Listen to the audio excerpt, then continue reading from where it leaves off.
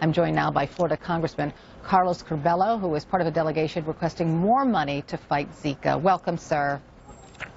Carol, good morning from Miami. Thanks for having me. Nice to have you here. How much money does Florida need?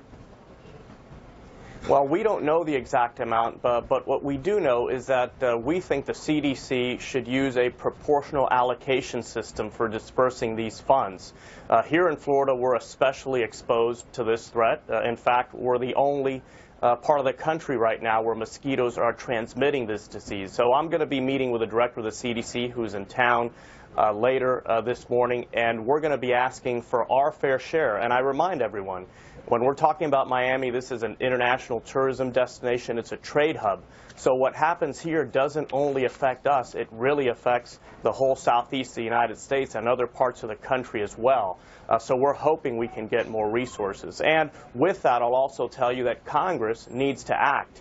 And we've been pressing both our colleagues in the House and in the Senate to pass some long-term funding so that we can respond to this threat, not just in the short term, which we're doing a decent job of right now, but also in the long term.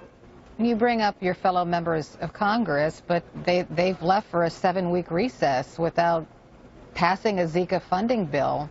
How would you characterize that? Well, it's irresponsible, and I've been very fair in evaluating this whole Zika situation in Congress, Carol. When House Republicans brought forward a bill that I thought was inadequate, insufficient, I voted against it and said this is not enough, and my community's exposed. I also represent Florida Keys. I mean, this is rich breeding ground for mosquitoes. We got a better bill out of a conference report, $1.1 billion more funding that didn't expire. We passed it out of the House, and then Senate Democrats filibustered. So I think both parties share in the blame. This is one of the reasons, Carol, why Americans are so frustrated, because the government cannot get simple things done like funding a response to a public health emergency, which could also become an economic crisis for us here in South Florida. Well, yeah, remember the hysteria and the concern surrounding Ebola? Why do you think there's not as much concern surrounding Zika? Well, because for a long time there wasn't much news in the United States about Zika. Certainly down here, because we have so many flights to Latin America, people were aware. But really there was a lack of awareness. I think probably people from the northern part of the country where really mosquitoes aren't a threat and these diseases aren't a threat didn't feel a sense of urgency.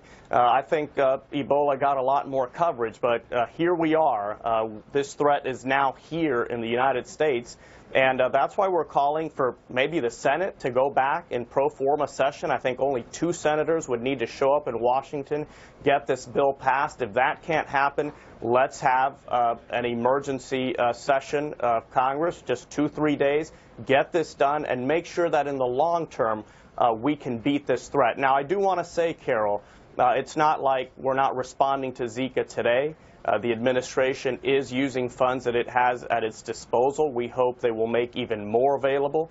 But we do need some long-term certainty. Agencies like the CDC need to contract with vendors, with doctors, with experts, and if they don't have the ability to do that long-term, it makes it very difficult. I'll tell you, my wife's OBGYN yesterday, his practice is packed with women. There is who are concerned about this, pregnant women. There is a panic in South Florida. People are worried, and the government needs to act responsibly.